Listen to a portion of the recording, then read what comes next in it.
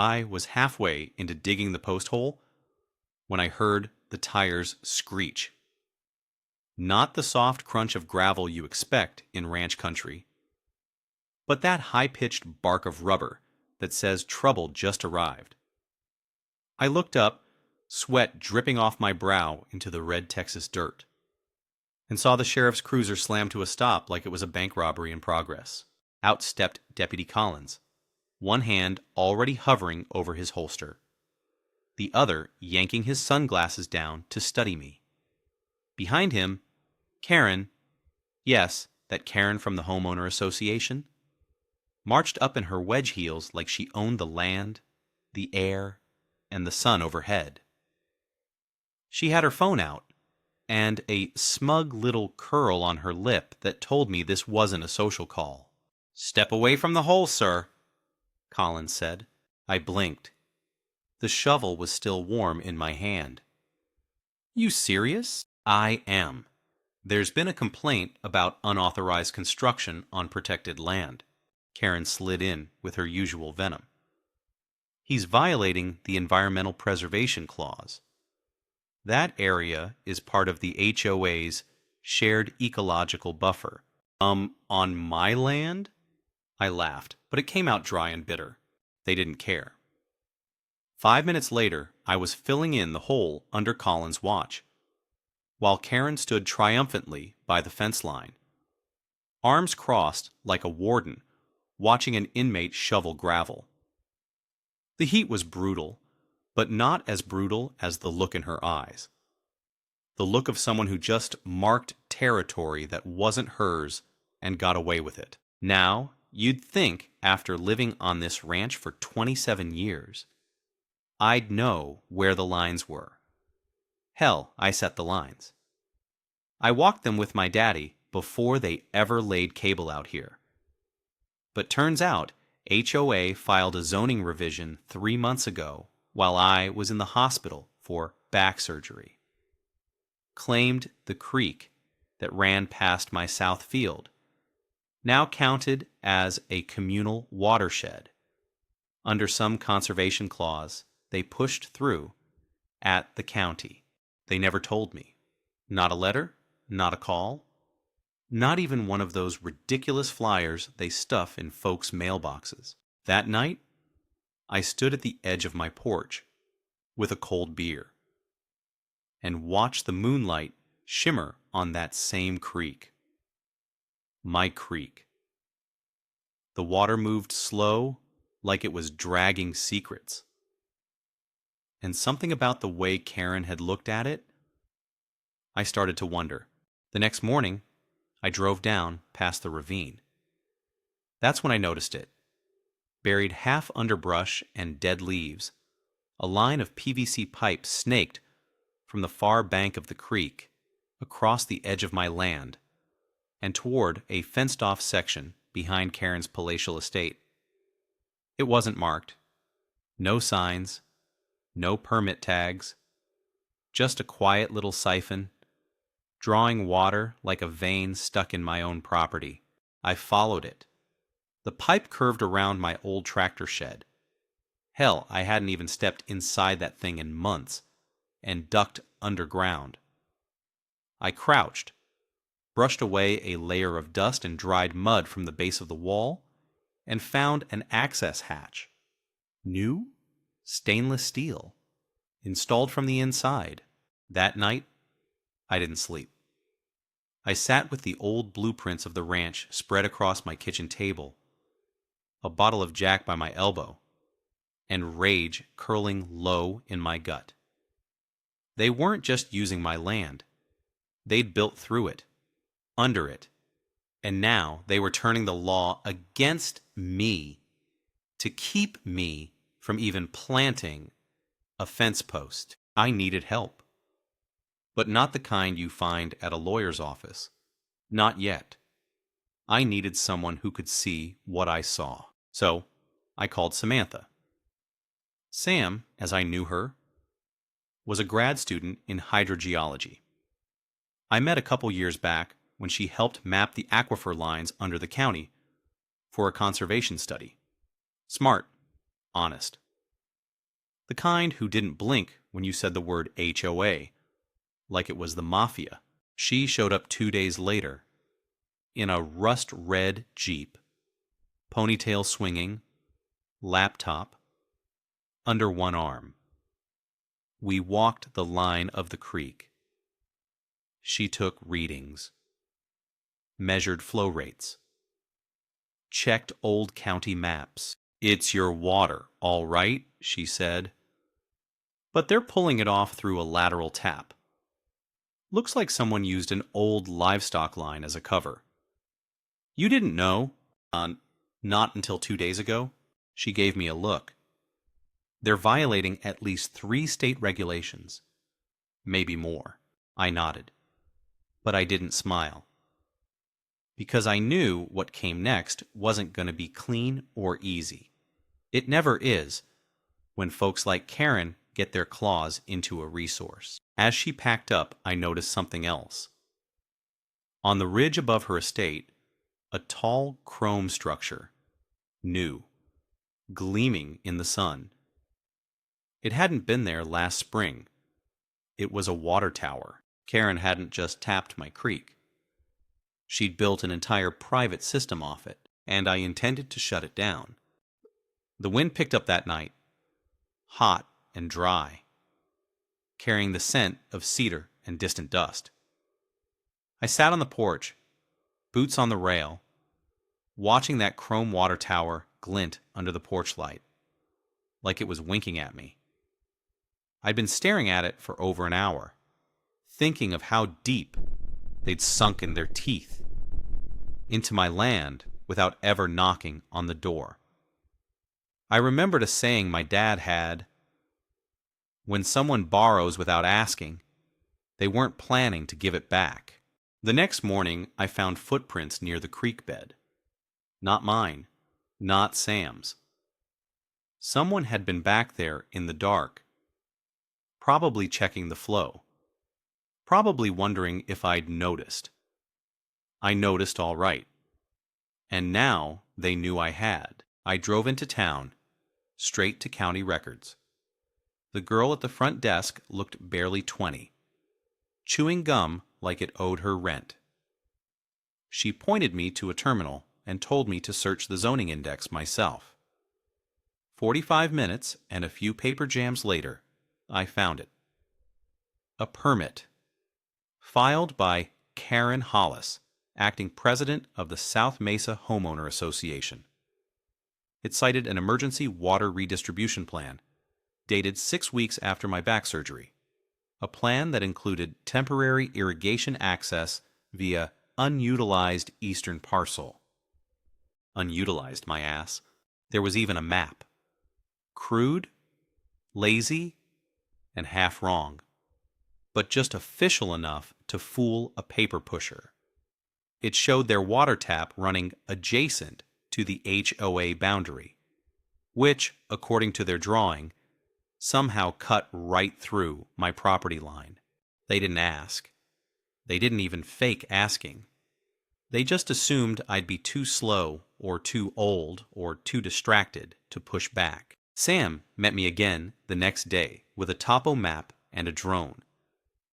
We launched it from my back field, let it sweep over the ridge, the tower, the pipeline. She marked thermal differentials, cold where water flowed under the soil. We watched the screen in silence as the map lit up with veins running like a thief's trail across my land. "And that this isn't just a tap," she said. "It's an entire bypass. You're supplying over half the estate's water." I felt something twist behind my ribs. Not just anger, betrayal. Like I'd let someone sit at my table and they pocketed the silverware on their way out. Can we prove it? Not in court, not yet. But I can get you the flow rate. If it changes, you'll know they're drawing. And if you cut the supply, they scream. Loud. That night, I found the shutoff. An old iron valve buried beneath the scrub behind the tractor shed, half rusted and stiff. I greased it with motor oil and worked it loose with an old wrench. I didn't turn it yet. Just needed to know I could. The next morning, they escalated. A man in a white truck pulled up.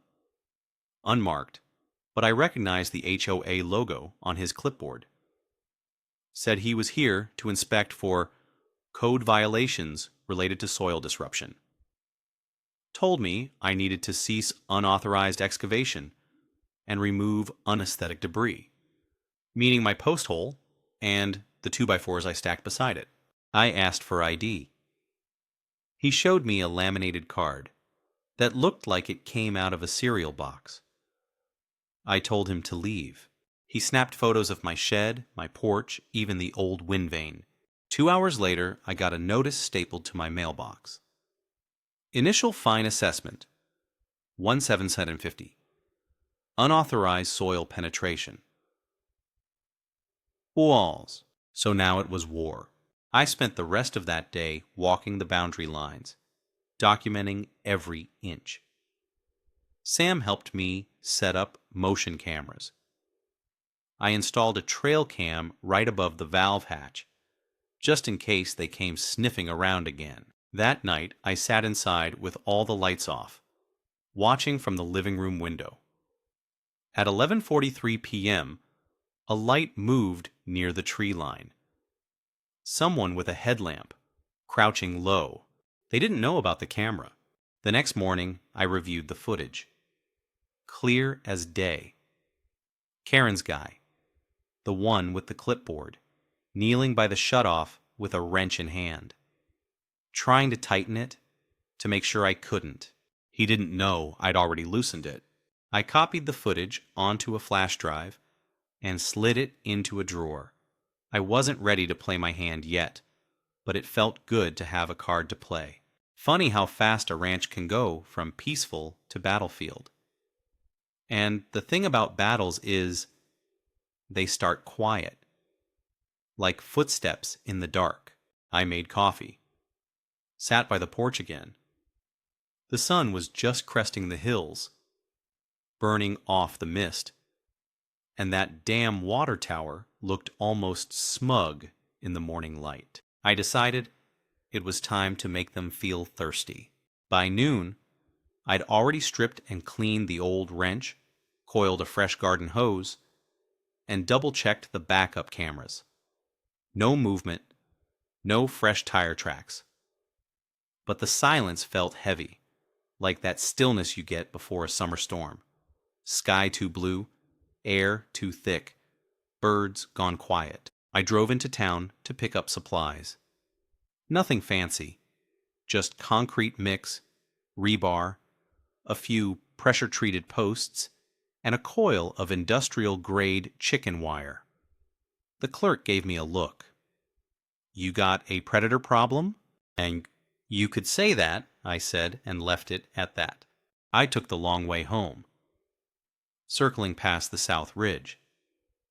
From up there, you can see the shimmer of Karen's estate, those massive bay windows, the kidney-shaped pool, that ornate fountain spurting like a Vegas showgirl. But I wasn't looking at the house. I was watching the trucks. 2 white pickups with no plates sat parked by the fence line.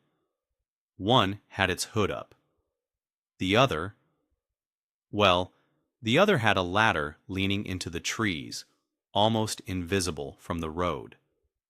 They weren't working on her property. They were checking lines. My lines. By the time I made it back to the ranch, the knot in my gut had doubled.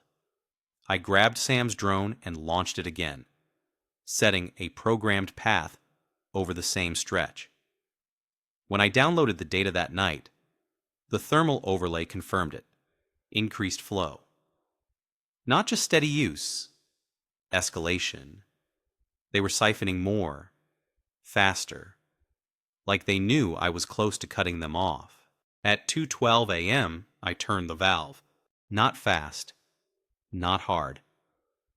I didn't want to break it. Just slow, steady pressure until I felt the resistance give. The vibration of the water ceasing through the old pipe. It was quiet. Nothing dramatic, but I imagined the sound of faucets sputtering, sprinklers dying, toilets refusing to flush. I didn't sleep. I waited. At 6:45 a.m., the first call came. Unknown number. I let it ring. At 7:02, a black SUV pulled up to the gate. Karen. She didn't get out at first, just sat there. Then she leaned out the window and shouted, "We need to talk, now!" I stepped onto the porch, coffee in hand. "This your way of apologizing?" She scoffed. "Don't be childish. You're endangering essential utilities. I can file an injunction." "Go ahead," I said. "But while you're at it, explain how your water main ended up inside my property without a permit." Her eyes twitched. Not fear. Calculation. She knew I'd found it. She just didn't know how much I knew. "Our counsel. We can come to an arrangement," she offered. I'm not interested in arrangements. I want you off my land." She shifted gears then. Tried charm. Tried veiled threats. Even tried guilt. Told me I was hurting families who needed water. That I was making enemies. "Not enemies," I said. "Just setting boundaries." She drove off 10 minutes later, dust cloud curling behind her like a retreating snake. That evening, I checked the creek. The water level had risen half an inch. My land breathed easier. The trees near the bank looked a little less tired, but it didn't last. 2 nights later, I woke to the sound of my motion alarm chirping. I slid out of bed, shotgun in hand, checked the monitor. 3 figures near the hatch. 1 crouched. 1 with a crowbar. 1 standing watch. I didn't go out. I watched. The next morning, I found the trail cam smashed. The hatch was cracked open, but they hadn't gotten it fully unsealed. Probably heard something. Maybe saw the red light on the lens. I replaced the camera, reinforced the hatch, and added a secondary lock, disguised as an old hose clamp. Let them find that. Then I called Sam. They're pushing hard. She arrived 2 hours later, this time with another case in her Jeep. Inside, a portable flow meter and a thermal printer. "We're going to make a report. Not legal, not yet, but technical, documented, just in case." I signed it, time-stamped it, filed it in a folder marked insurance. Not for the courts, for leverage. That night, I sat out back with a glass of rye and my boots in the grass, thinking about all the ways Karen might retaliate. I knew this wasn't over. She was the type to squeeze until you either broke or sued, and she knew most folks didn't have the time or money to do either. But I had something she didn't. Patience, and a whole lot of time. Because when someone builds their empire on stolen water, it only takes 1 shut valve to turn the whole place into dust. I leaned back, watched the stars wheel over the ridge, and smiled for the first time in weeks. Let's see how long she can last without a drink. 3 days passed without a sound. Not a knock, not a phone call, not even a scuffed boot print near the creek. Which, if you knew Karen like I did, was the loudest warning possible. When she got quiet, she was planning something. Sam had gone back to the university, promised to stay available if I needed more data or readings.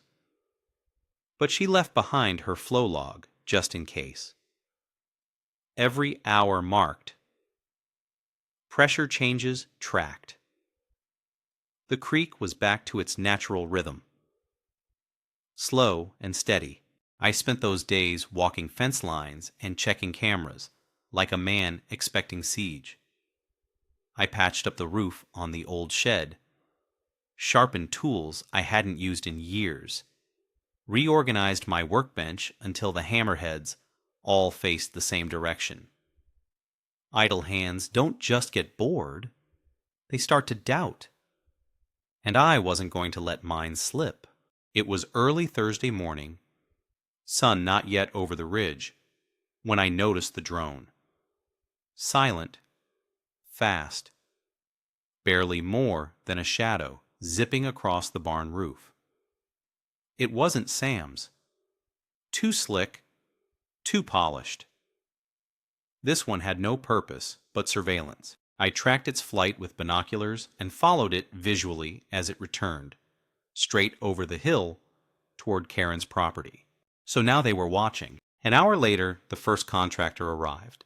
He was young, wore a neon vest, sunglasses, and a brand new clipboard he probably hadn't earned. Claimed to be from the South Mesa Infrastructure Review Board. Said he was conducting assessments for public safety. Public safety on private land? He didn't flinch. Just pointed to his clipboard. We have jurisdiction under shared utilities provisions, which you invented. Sir, if you don't comply, I'll have to escalate the matter. You do that, I said, and shut the gate in his face. He didn't even pretend to be surprised. Just walked back to his truck and made a call. I watched him from the upstairs window. 10 minutes later, 2 more trucks pulled up. This time with survey gear and a roll of orange tape. They started marking my property lines like they'd been invited. I came out with my phone filming. I didn't say a word, just documented. Their faces, their gear, the tape on my fence posts. One of them looked nervous. The other didn't care. By the end of the day, they'd staked out a 50-foot radius around the original water access point, flagged it with red markers, and posted a laminated notice. Community Utility Maintenance Zone. Do not disturb. It was a bluff. A cheap one. But it told me something important. They were preparing for a move. That night, I took Sam's printed topo maps and laid them over the county's survey lines.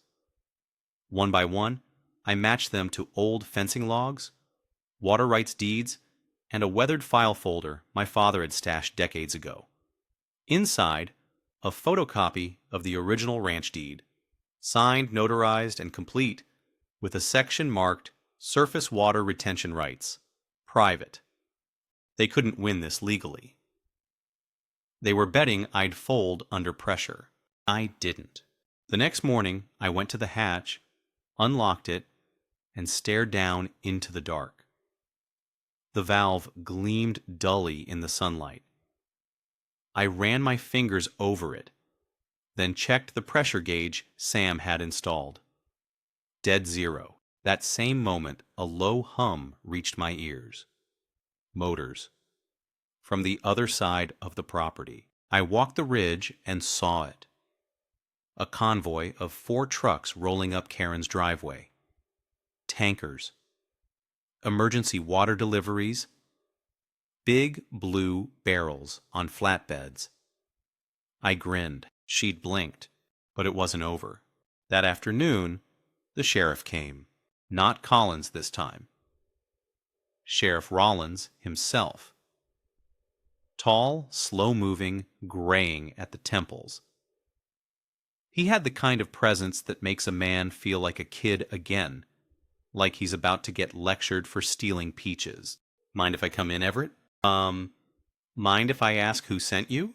He sighed. Had a complaint. Said you tampered with municipal water. Municipal? You know better. I do. That's why I'm here and not a deputy. We sat on the porch. I poured him sweet tea, told him everything. The pipeline, the siphon, the harassment, the cameras, the bluff. He nodded, slow. It's tricky, Everett. They're not breaking laws outright. They're leaning, pressuring, and most folks fold. Not most folks. He smiled. No, you never were. But watch your step. People like Karen, they don't stop until someone makes them.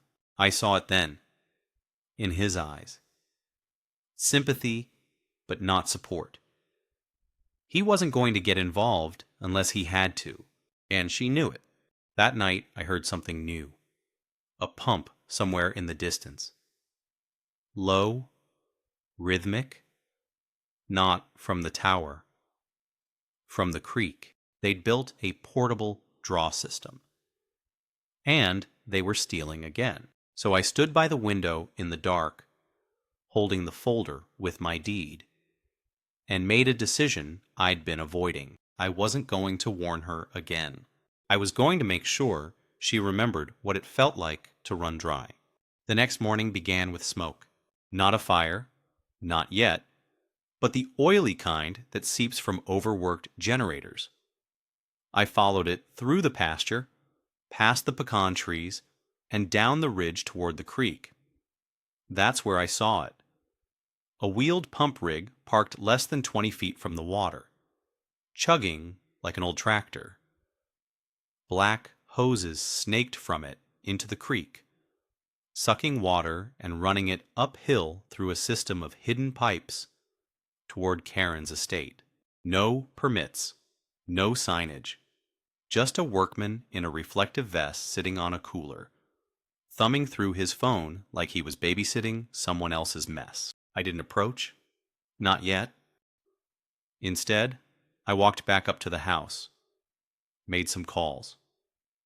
Water Commission, voicemail, County Environmental Office, out to lunch, State Office, transferred 3 times before landing in another inbox. Karen had planned this. No paper trail, no names, just contractors, subcontractors, and equipment with the serials scrubbed clean. If I wanted this to stop, I'd need to do it myself. I spent the next few hours in my father's old workshop, digging through his bins. Found what I needed. A pressure burst valve, meant to vent hydraulic lines under sudden overload. Rusted, sure, but still functional. I cleaned it up, paired it with an old inline connector, and checked the fit. Then I waited for dark. That night, I watched the stars blink into place as the hum of the pump continued below, like a heartbeat that wasn't mine. I made my way down through the brush, careful not to snap twigs or disturb gravel. The contractor was gone. Must have set the rig to run on its own timer. I found the intake line where it bent around a mesquite root. With the moonlight barely enough to see, I swapped the line with my rigged valve and buried it under loose dirt. The next time they turned that pump on full pressure, it'd rupture. I didn't smile. It wasn't over. Not by a long shot. But I needed them to feel a little pain. The next morning, at 8:17 a.m., I heard it. Sharp, hollow bang, like a shotgun without echo. I looked through the binoculars. The pump had blown a connector clean off, spraying water and oil across the creek bed. One of the hoses thrashed like a dying snake. A man in coveralls ran around, flailing at levers, slipping in mud. Another kicked the machine and shouted into his radio. By noon, the rig was gone, hauled off on a flatbed, leaking coolant and shame. Karen didn't show, but she didn't need to. Her silence was louder than glass breaking. That afternoon, Sam returned. She'd seen the flow drop on the logs remotely, and figured something had happened. "You all right?" "I'm fine, but they're not done." She handed me a manila folder. Inside, satellite overlays. Not just my property, but the entire watershed grid. "They filed for an easement adjustment," she said. "It's under review. If it passes, they'll have legal access. Retroactive." I stared at the page. "How long do I have?" "Are 3 weeks, maybe less." We sat on the porch that night, silence between us stretching like the sky overhead. I told her about the burst valve. She didn't judge, just nodded. "Then you've got their attention now. Time to make a move they can't ignore." I remembered something my dad once told me, after a neighbor tried to claim our east field by redrawing a map with a crayon. When they start erasing your name, make damn sure they can't forget your voice. The next day, I drove into town. Not for tools or concrete or wire, but for paper. Dozens of printed copies of the original deed. Laminated, dated, signed. I posted them on my fences, on my mailbox, on the creek bed itself, nailed into stakes. Each one highlighted the line that mattered. Retention rights of all surface water remain exclusively with the property owner. I made sure they were waterproof. That night, I left the porch light on, just in case they came looking for a new way around me. At 2:53 a.m., I heard it. Not footsteps, not engines, just a whistle. 1, 2, 3 notes. The sound of a man trying to sound casual while his boots crunch through wet grass. I didn't move. I just watched through the blinds as 2 silhouettes approached the lower pasture. One held a flashlight. The other carried something heavier. They paused at the fence, whispered, turned back. Maybe they saw the signs. Maybe they saw the camera I'd hung from the tree. Or maybe they finally realized I wasn't bluffing. But something in their walk back told me they were thinking, recalculating. And the thing about desperate people is they always push harder when they realize you're not folding. So I waited. Because next time, they wouldn't just try to steal water. They'd come for something personal. They came at dawn. I was up already, standing in the kitchen with a cup of black coffee and the weight of too many sleepless nights on my shoulders. Through the window, I saw the dust trail first. Low and fast, 3 vehicles fanned out across the pasture edge like a search party with bad intentions. Trucks, SUVs. 2 men in suits. 1 in khakis with a clipboard. And Karen, of course. Center frame, dressed like she was heading to a televised fundraiser. Pastel jacket, wide brim hat, sunglasses that hid everything but the smug. I stepped onto the porch. Didn't wave, didn't move, just waited. Karen was first out, trailed by the man with the clipboard. Mr. Everett, she called, voice syrupy. False. "We're here for a site review. You've likely been notified." Nope. She nodded toward clipboard. He stepped forward and cleared his throat. "Under Section 12 A of the Community Environmental Expansion Initiative, we're conducting a survey of land designated for adaptive utility use." Big words for trespassing. Karen smiled tight. "This is a courtesy, Everett. We're giving you the opportunity to cooperate before this moves to formal channels." I raised my cup. "Here's my courtesy. Get off my land." They hesitated. The man in the suit leaned over and whispered to Karen. She listened, lips pinched, then turned to me again. This can be resolved peacefully.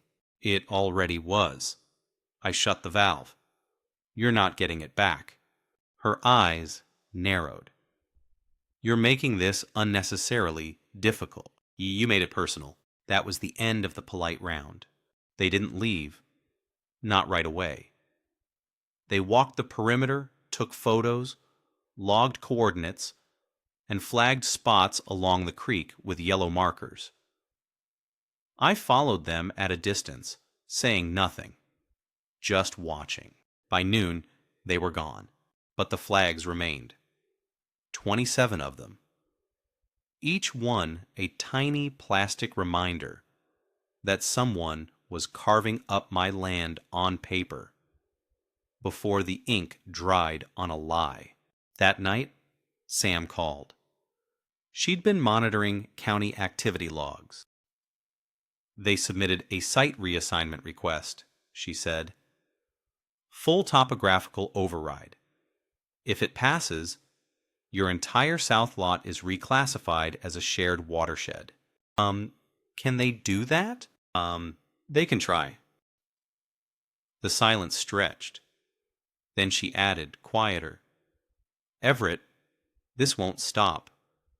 They're building something bigger, not just for water. They want control, and you're in the way. I looked out at the fields. Dry grass shimmered in the moonlight, stretching to where the creek ran like a silver knife through the dirt. I know. The next morning, I went into the shed and pulled out the last working pump motor my father had stored back in '91. Still had his name carved in the casing. I took it apart, cleaned the gasket, rewired the starter. Then I rigged it to a fresh intake line. This time, drawing water not to Karen's Hill, but to an old concrete basin we used to call the Cattle Wallow. I turned it on. Water surged, high and proud, slapping against the basin's edge. For the first time in weeks, the sound of moving water was mine again. That afternoon, I sat on the porch with my boots on the railing, waiting. Didn't take long. Karen pulled up alone, got out, walked halfway up the drive. I see you're diverting flow, she said. Back to where it belongs. You're wasting it. No, I'm just reminding you that it's not yours. She stepped closer. Her voice dropped. You can't hold this line forever. We have the board, the votes, the money. You're one man, and you're trespassing. We locked eyes. Hers were cold. Calculating, but something flickered. Doubt? Fear? I couldn't tell. Maybe even she wasn't sure. She turned and walked back to her car without another word. But that night, the sabotage came. At 3:12 a.m., the motion lights behind the shed burst on.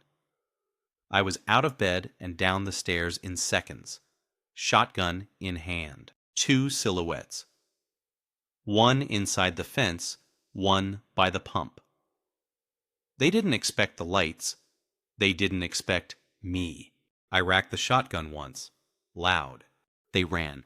Left behind, a box cutter, half a coil of rubber tubing, and a rag soaked in something chemical. They'd come to ruin the pump. I dragged the equipment into the shed and locked it down. Spent the rest of the night sitting in a lawn chair by the door, eyes on the trees, waiting for a sound that never came. By morning, I knew what I had to do. It wasn't just about water anymore. It was about proving that they couldn't erase me from my own land. By the end of that week, the air on the ranch felt different. Heavy, loaded, like it was waiting for something to crack. I didn't sleep much. Just moved between the porch, the shed, and the edge of the creek, like I was walking a beat. Sam kept checking in, feeding me updates. County board was due to vote on the reassignment in 6 days. Karen's people had bundled it into a package of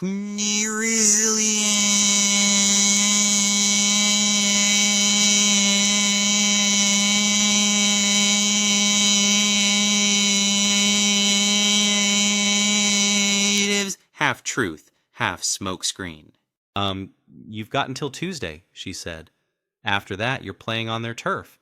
Not if I tilt the field first. And that's exactly what I set out to do. Saturday morning, I borrowed a pressure gauge from the volunteer firehouse and started logging creek readings every 2 hours. By Sunday night, I'd built a profile. Then I connected a second intake line, smaller, camouflaged, and redirected a portion of the flow through a decoy valve that fed back into the old irrigation ditch near the road. It wasn't theft, it was mine. But it looked like diversion. Sure enough, on Monday, one of Karen's inspectors spotted it. I made sure of that. Left a boot print or two near the valve for flavor. By that evening, a county compliance officer showed up. Young guy. Nervous. Didn't know whose land he was stepping on. Mr. Everett, I'm here to perform a discretionary review. There's been a report of unsanctioned water rerouting. Is that so? You got a warrant? He swallowed. It's a civil inquiry, not a criminal matter. Then you're trespassing. He hesitated, then handed me a form and backed off. That form? It was gold, because it showed that Karen's camp was now reacting, jumping at shadows. I made copies, lots of them. That night, I walked the creek again, and something stopped me cold. The water, it was lower. Not just inches, a full drop. I followed the bend, flashlight in hand, until I reached the old spill channel. There, half buried under branches, was a new intake pipe. Slim, narrow, hidden under a fake root panel. They'd tapped me again. I yanked it free. Metal teeth scratched my palms, but I didn't care. I followed the pipe until it vanished beneath the soil. Somewhere, on the other end, Karen was drinking my water again. No more. I spent all of Tuesday preparing. Early morning, I hit the feed store for sealant and tar. Then to the salvage yard for a dozen cinder blocks and a rusted-out metal tub. By dusk, I'd built a decoy cistern just off the creek path and piped it to look like a fresh collection point. Then I reburied the real valve with concrete and overlaid it with a stone slab from the garden path. If they came looking, they'd find the wrong prize. And just to finish the performance, I left a bundle of fake inspection tags taped to the fake tank. Approved for temporary use. Mesa County Water Number 421. Complete with a barcode I printed off a cereal box. That night, I watched from the attic window as two figures crept through the lower pasture. They moved slow, careful. Flashlight beams low and tight. They found the decoy. I saw one of them crouch to scan the tag. Then they left. Hook, line, sinker. Wednesday morning, I got a text from Sam. Motion passed. Water reassignment denied. Karen's appeal failed. I exhaled for the first time in days, but that wasn't the end. Not yet, because Thursday, just after lunch, a moving truck pulled up to Karen's estate. Workers in gray uniforms started boxing up crates, garden sculptures, patio furniture. Even the fountain got dismantled. I stood at the edge of my property, watching in silence. Karen came out last. No hat, no glasses, just her, alone, under a sky too big to hide beneath. She looked smaller, angrier. She didn't wave, Didn't shout, just looked at me like a woman who couldn't decide if she hated me or admired me. Then she got in the car and was gone. No announcement, no fight, just silence. And still, I waited. Because the most dangerous people, they don't explode. They retreat. The days that followed were quiet. Too quiet. I've lived long enough to know that real storms don't roar in. They stalk you in stillness. And the stillness on that ranch felt wrong. No trucks, no drones, no inspectors. Just the wind in the mesquites and the occasional crow acting like he owned the place. I kept to my routines. Checked the lines, the cameras, the pumps. Sam stopped by with an apple pie and a guarded smile. Think she's really gone? I think she's regrouping. That night, the silence broke. Around midnight, a low-frequency hum rippled through the floorboards. I walked barefoot across the cold tile to the back porch and listened. There it was again, mechanical, steady. Not the pump, not my generator. Something new. I grabbed the flashlight and headed down the trail. It took 15 minutes to find it. Nestled in the gully behind the northern rise, partially obscured by brush, a small metal container. Unmarked. Solar panels on top. A locked hatch on the side. It wasn't connected to anything, but it was definitely operating. I didn't touch it. Not yet. Next morning, I called Sam. She brought her field scanner. It's a signal booster, she said, squatting beside it. High range. This thing's pinging something. From here? Not to town, not to anything public. Looks like a closed loop. Nigh. We circled back through the property grid. Traced signal strength like bloodhounds. It led us south, then east, then, suddenly, dead. Someone's running private telemetry. Could be cameras, sensors. Maybe even monitoring flow data from off-site. Karen had left, but she hadn't let go. I opened the hatch with a crowbar that night. Inside, a lithium core, a compact relay stack, and a weatherproof modem. I didn't destroy it. I disconnected it, packed the guts into a steel toolbox, and buried it in the fire pit. Then I set up a dummy shell and left it blinking. Let them think they're still watching. By the third morning, I started noticing something else. Mail. Not mine. Misdelivered, or maybe not. Flyers for new development. A real estate packet for a Phase 2 eco-community expansion. A pamphlet featuring satellite photos of ranch land with overlays that looked suspiciously familiar. Sam confirmed it with a single look. They're planning to build over you. Not if they can't sell it. She grinned. You got a plan? Working on it. That night, I pulled out the land deed again. Ran my fingers along the old notary stamp. Thought about my dad. About the way he always said, a man's land is just dirt unless he knows every inch of it. So, I walked it. All of it.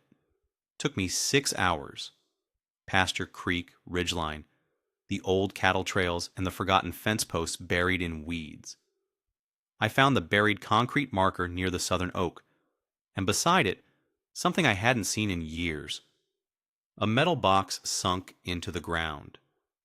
Lock rusted, lid warped. Inside, a map, drawn by hand. Dated 1971. My grandfather's scrawl in pencil. Water flow routes. Subsurface paths. And a line, thin and red, running under the eastern ridge, labeled Emergency Diversion. I traced it by flashlight, heart pounding like a drum. The next morning, I opened the old hatch behind the chicken coop. The one I thought led nowhere. It went deep, Below the ranch was a crawlspace of concrete tunnels built during the drought years. Forgotten, untapped, and bone dry until now. By dusk, I had the valve unlocked and tested. Water flowed, clean, cold, gravity-fed, a hidden source. One Karen never found. One she couldn't touch. I sealed it back, camouflaged the entrance, and made my decision. She thought the war was over. She didn't know I was just now drawing my own lines. It rained on the 9th day. Not much. Just a slow, steady drizzle that painted the dust into the cracks of the earth and made the whole ranch smell like memory. I stood on the porch in a flannel shirt older than some of the folks in town, sipping coffee, watching the droplets chase each other down the rail. The calm before the reckoning, because I'd made my decision. The night before, I'd drawn up the new water flow plan. Using the emergency diversion line my grandfather installed, I rerouted the creek water. Clean, legal, and fully under my surface rights, into a natural retention basin he'd marked decades ago. From there, it would seep into the subsoil and replenish the aquifer beneath my land only. I wasn't taking from anyone. I was just rerouting the future. By doing so, I'd dry out the East Corridor, the same corridor Karen's Phase 2 development hinged on. According to their site plan, they needed water levels to remain consistent through that stretch for their green permits to clear. Without it, they'd be stuck in perpetual limbo. No permits, no buyers, no progress. Sam reviewed the plan twice. She didn't say much, just nodded slowly and tapped the aquifer map with her pen. Won't be immediate, she said, but it'll be permanent. Good, I said. I'm not in a hurry. At noon, I activated the system. Nothing dramatic. Just a quiet groan of pressure lines, waking up from a long sleep. The creek shifted almost imperceptibly. The water still ran, just differently. More selective, more loyal. I spent the rest of the day monitoring gauges, recording readings, triple-checking the backflow vents. Everything held. And then the phone rang. Blocked number, I answered. Everett, Karen's voice came through low and sharp like a splinter under the nail. What did you do? I didn't answer. We had an agreement. You got your fence post. I left. It was done. You left your machines, your cameras, your plans. That's not done. That's retreating for better leverage. Silence. Then, this will cost you. No, it'll cost you. Because I'm not fighting you anymore, Karen. I'm just building around you. She hung up. That night, the silence returned. But this time, it was mine. No trucks, no strangers, no trespassers. Just the wind in the trees and the quiet pulse of water running exactly where it belonged. Over the next week, news started trickling in. The development stalled. Karen's investors pulled out, citing unforeseen environmental setbacks. The land value dropped. The board, what was left of it, voted to suspend expansion indefinitely. Karen didn't return. They say she sold the estate off-market to a holding company in Austin. I didn't bother checking. Didn't care. What mattered was this. The ranch held. The land healed. The water stayed. And I, finally, slept.